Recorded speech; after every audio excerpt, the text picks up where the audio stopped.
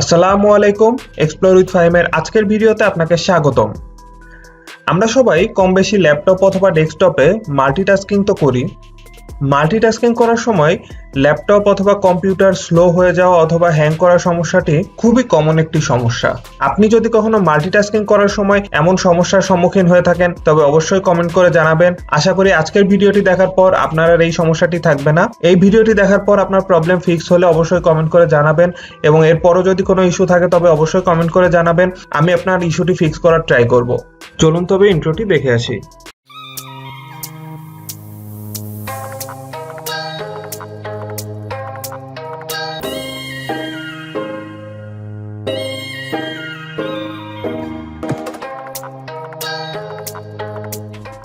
প্রথমে আপনারা Google search ইঞ্জিনে চলে আসবেন।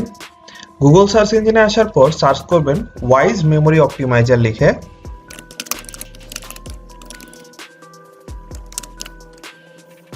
এখানে দেখুন www.wisecleaner.com এই লিঙ্কটিতে প্রবেশ করবেন। আমি তারপর লিঙ্কটি ডেসক্রিপশন বক্সে দিয়ে দিব।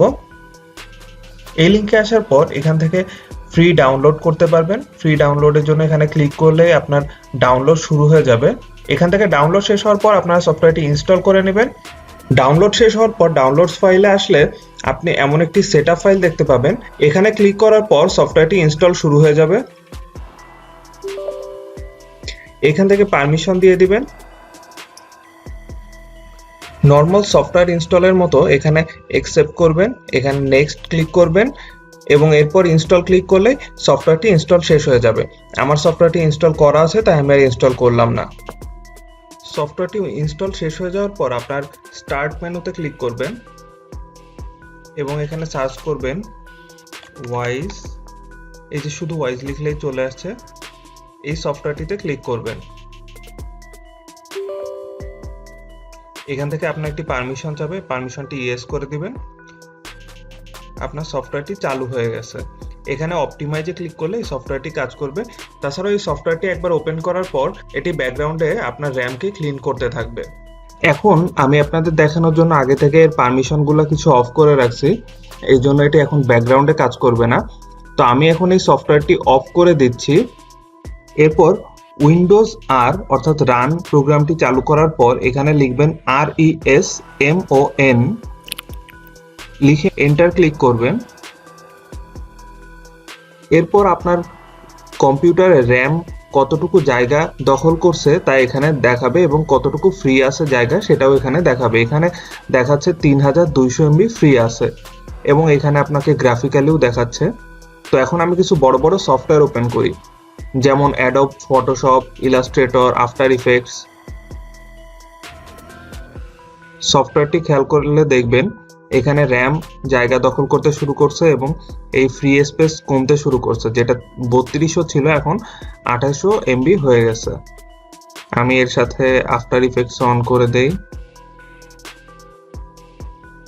এই দেখুন এখন 1900 এর নিচে চলে আসছে এবং ক্রমশ ফ্রি স্পেস কমে যাচ্ছে। আমি এটাকে মিনিমাইজ করে দিই। আফটার ইফেক্টসও ওপেন হওয়া শুরু করছে এবং মেমোরির আরো বেশি জায়গা দখল করা শুরু করছে এবং ফ্রি স্পেস আরো কমে যাচ্ছে। ফ্রি স্পেস মাত্র 700 MB তে চলে আসছে। তো এখন আমি এই সফটওয়্যারটি ওপেন করে দেখাই।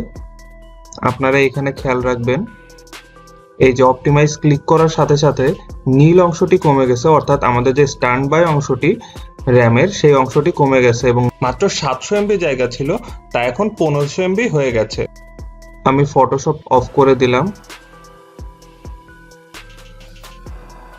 এরপর দেখুন আরেকটু স্ট্যান্ড বাই জায়গা ফাঁকা হয়েছে। আমি আবার অপটিমাইজে ক্লিক করলাম। এই দেখুন আরো কিছুটা স্পেস ফ্রি হয়ে গেল। এখান থেকে আপনি এটাকে অটোমেটিক অপশন করে দিতে পারবেন। তো আজকের ভিডিও এ পর্যন্তই। আপনাদের এই ভিডিও সম্পর্কে কোনো প্রশ্ন থাকলে কমেন্টে জানাবেন এবং এমন আরো ভিডিও পেতে লাইক, কমেন্ট এবং শেয়ার করে আমাকে উৎসাহিত করবেন। আর আমার চ্যানেলটি নতুন তাই অবশ্যই সাবস্ক্রাইব করবেন এবং নেক্সটে আপনার কোন সমস্যাটি নিয়ে ভিডিও বানানো যায় সে সম্পর্কে কমেন্টে জানাবেন। আমি অবশ্যই চেষ্টা করব। Thank you for watching. See you in next video.